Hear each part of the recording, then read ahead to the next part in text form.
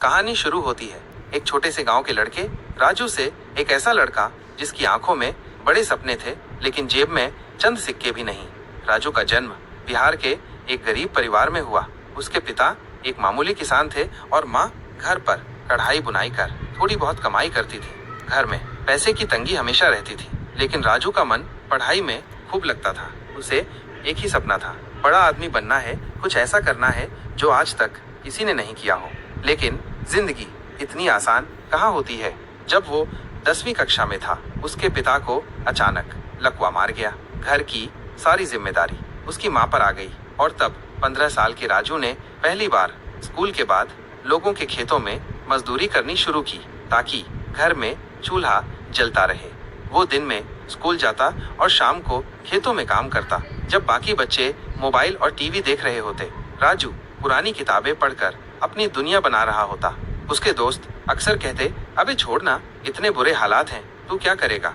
लेकिन राजू बस एक ही जवाब देता, अभी हार मान ली तो जिंदगी कभी जीतने नहीं देगी।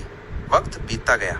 12वीं की परीक्षा में उसने पूरे जिले में टॉप किया, लेकिन अब सवाल था आगे की पढ़ाई का।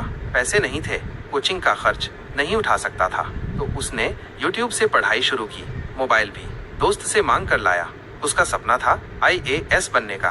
दिन हो या रात, भूख हो या थकान, राजू ने हार नहीं मानी। कई बार उसके पास खाने के पैसे भी नहीं होते, लेकिन वो कहता, मैं आज भूखा रह लूंगा, लेकिन सपनों को भूखा नहीं मरने दूंगा।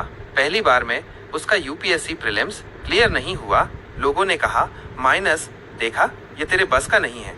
लेकिन राजू को सिर्फ एक बात याद थी, हार मत मानो, ये बस शुरुआत है। दूसरे प्रयास में फिर असफलता मिली, लेकिन अब राजू टूटने के बजाय और ज्यादा मजबूत हो गया था। तीसरे प्रयास में राजू ने पूरे देश में 27वीं रैंक हासिल की। गांव के जिस लड़के को लोग खेतों में मजदूर समझते थे, आज वो एक IAS ऑफिसर बन गया था। जब राजू की तस्वीर अखबार में छपी, तब गांव के लोगों की आंखों में आंसू थे, लेकिन इस बार वो आंसू खुशी के थे। राजू ने साबित कर दिया कि कभी हालात से मत डरना, क्योंकि हालात तो हर किसी के बदलते हैं। हार मत मानो, क्योंकि यही हार तुम्हें जीत की ओर ले जाती है। अगर आज तुम भी किसी संघर्ष से गुजर रहे हो, हालात तुम्हारे खिलाफ हैं, सपने बहुत दूर लग रहे हैं, तो एक बात याद रखना, ये अंत नहीं, ये तो बस शुरुआत है। राजू की तरह तुम भी कर सकते हो। बस एक कदम और बढ़ाओ, एक और कोशिश करो और खुद से एक वादा करो, मैं हार नहीं मानूंगा, क्योंकि मेरी कहानी अभी बाकी है।